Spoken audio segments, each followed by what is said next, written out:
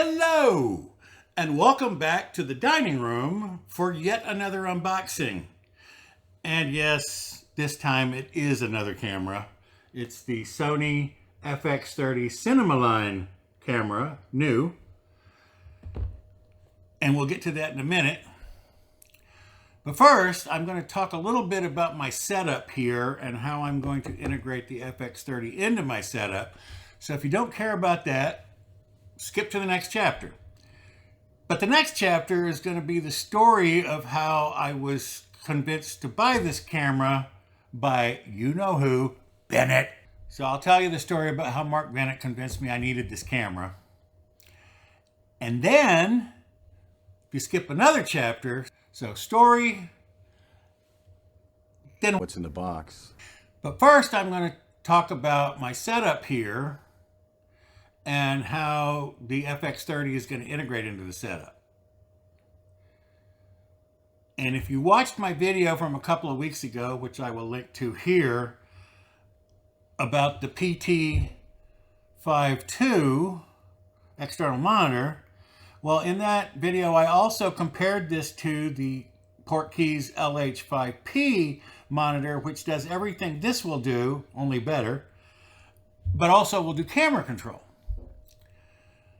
But I couldn't get the camera control completely. I got it partially working with the ZV-E10, but it wouldn't control zoom or record, which unfortunately were the two things I really needed. All the rest of the stuff was extra, and that's the part that would work. But then I realized I'm an idiot, which of course, if you watch this channel, you have known for some time. I already own a device that will remote control the ZV-E10. It's my little Sony shooting grip, which I got as a bundle with my ZV-1, the camera I no longer use because it's almost completely worthless, but that's a story for another video. But it will zoom. Well, here. Look down here. There's my zoom. And it's got the record button right here. So I can start and stop recording without touching the camera and making the thing start vibrating on the C-stand. So I already had what I needed. I feel like the Tin Man. I already had what I needed. I just didn't realize it. Now, what I've got set up here is I've got the A7IV right in front of me with the Sony 20mm G lens. And I have the A7C over here with the Sony 28-70 kit lens.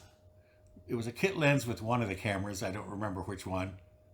And then, of course, the ZV-E10 up above for my overhead camera. And, of course, the ZV-E10 was also my third camera, so that when I needed a third angle, I would pull that down.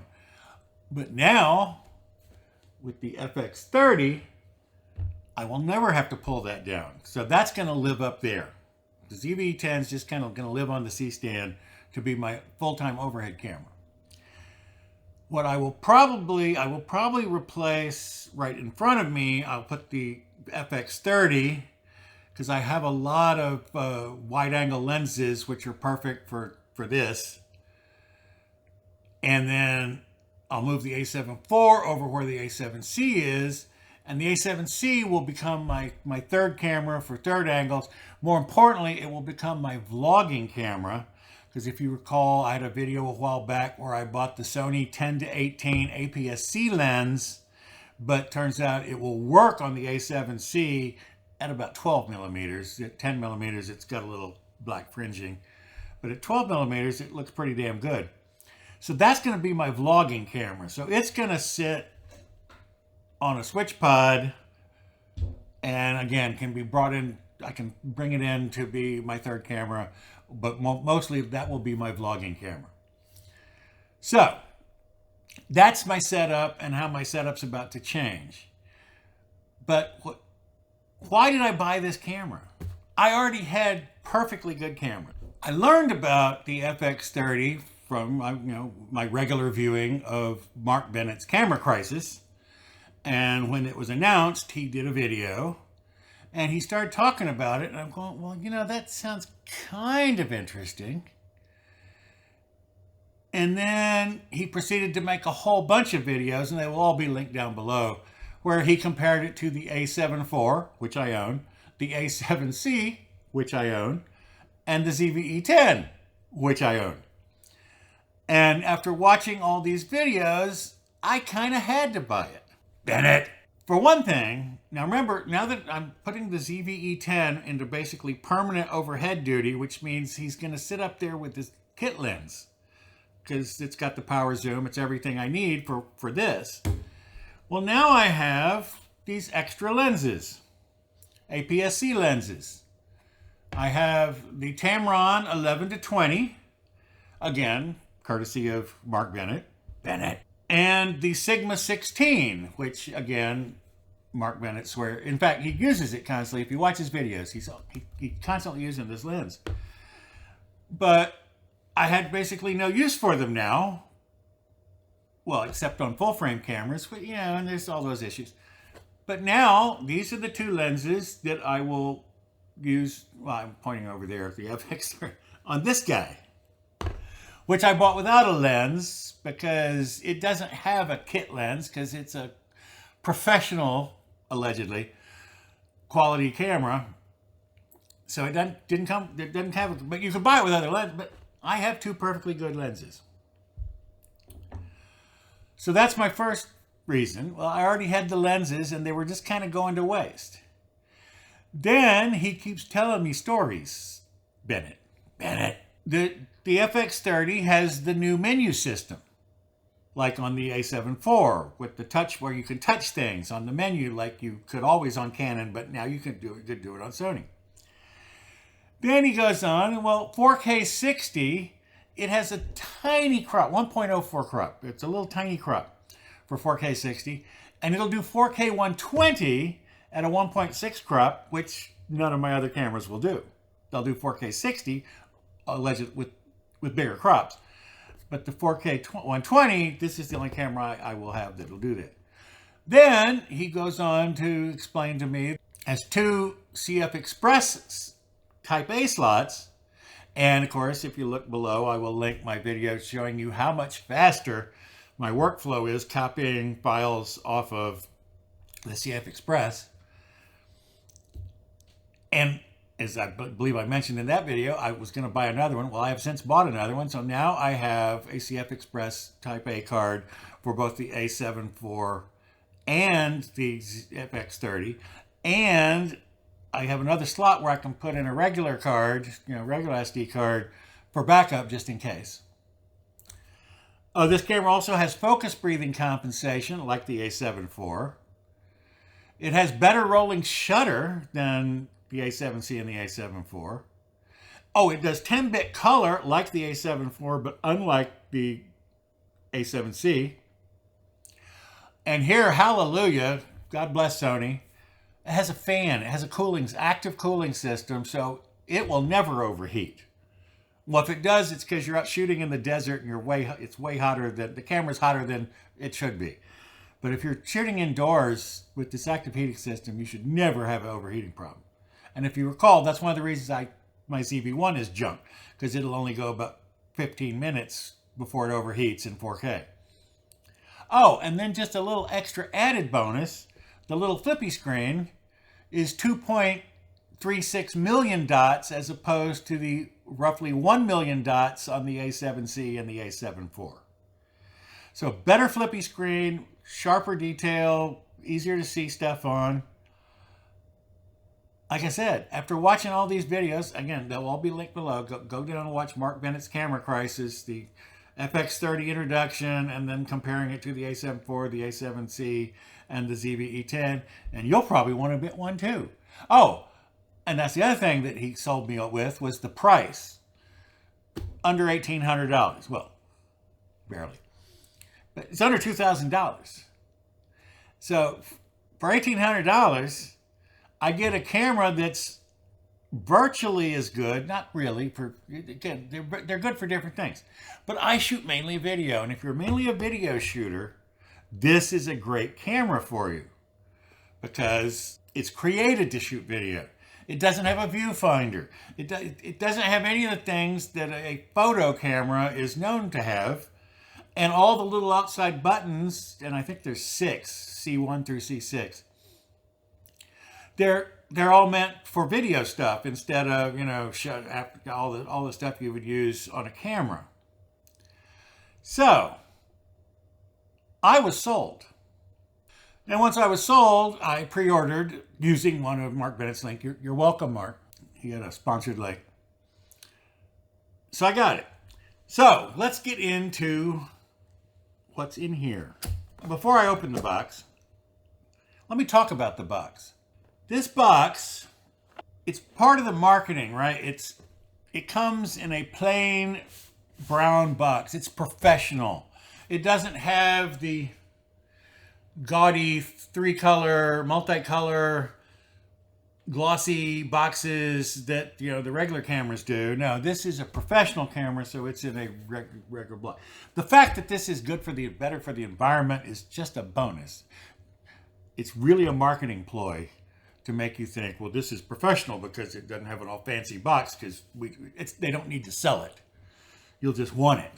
Well, I kind of did. Okay, so we open it up. Oh! Astonishingly, for a Sony camera,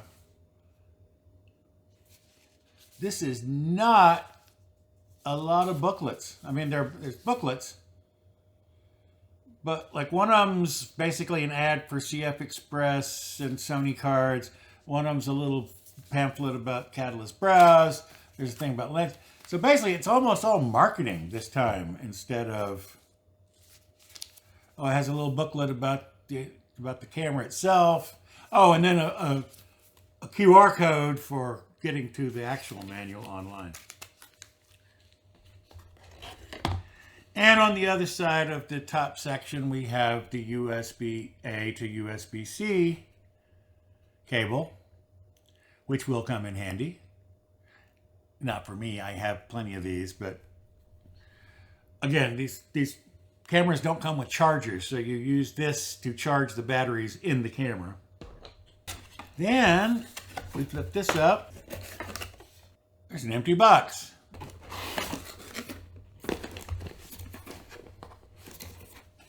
I've watched some unboxings. What's in this empty part of the box over here is in Europe and other countries, it's the adapter plugs. You see, I'm in America, so I just get the little 2-prong plug for our outlets. But overseas, they get all the adapter plugs in that little container. Again, I have several of these little Sony powered plugs.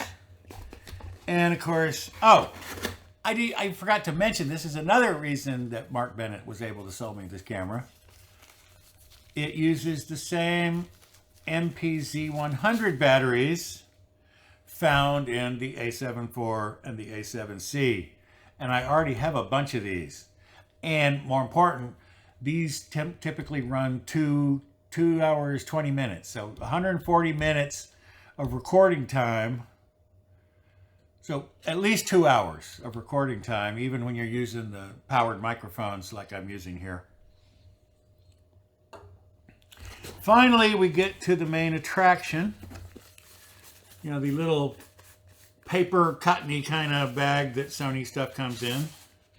And here it is. This is a good looking little camera.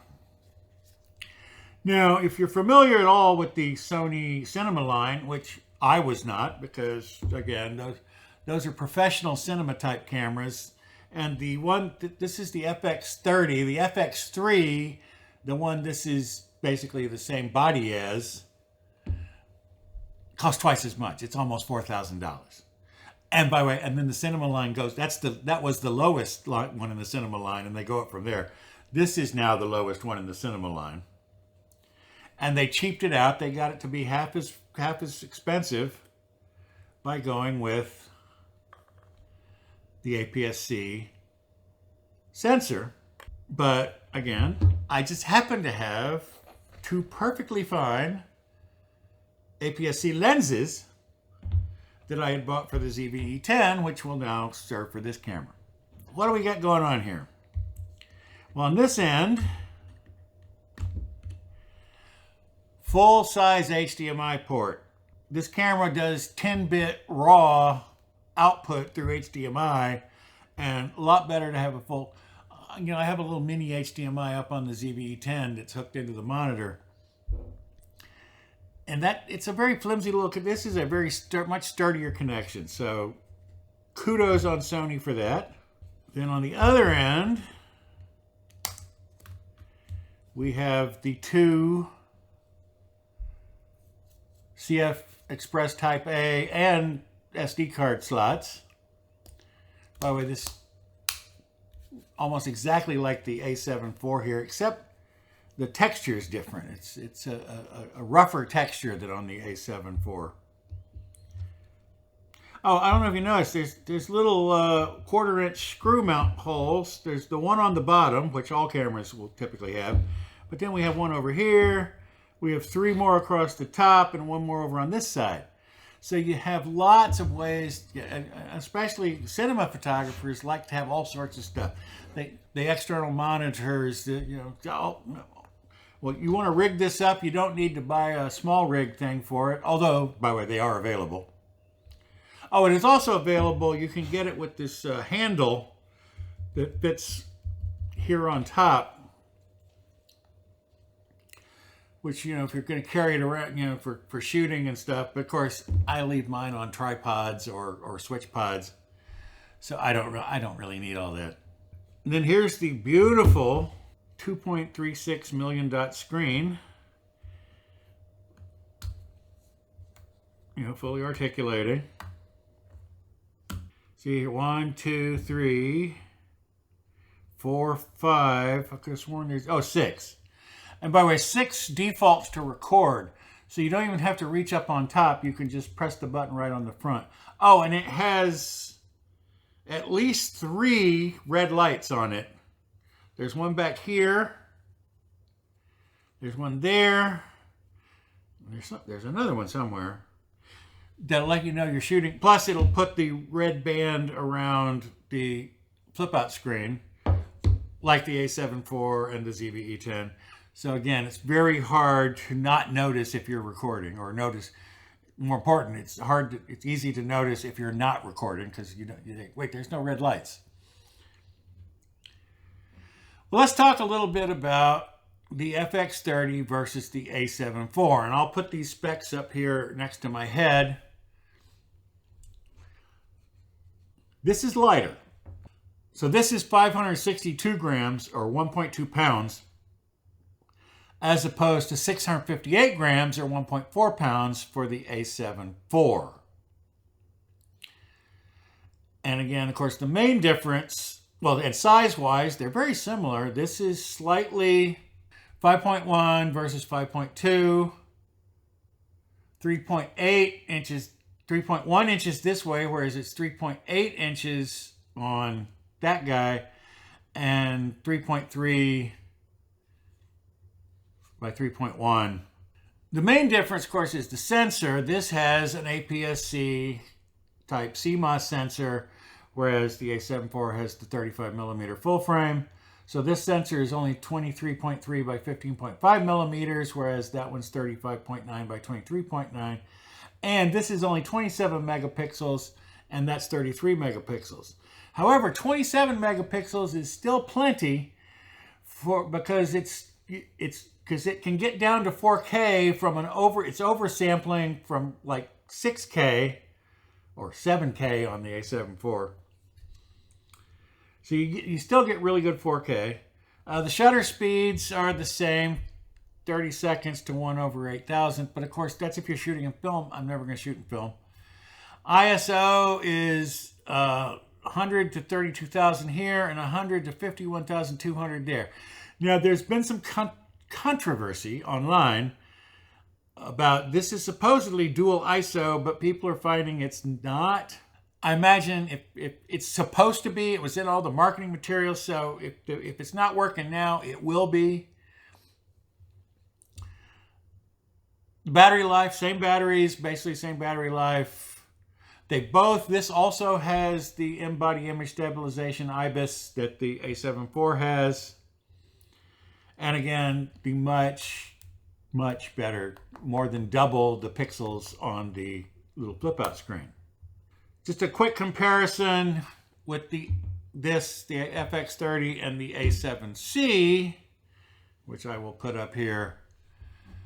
Now we're getting into, so see, the A7C is only 509 grams, which is under a pound, it's 15 ounces, whereas the FX30 is 1.2 pounds.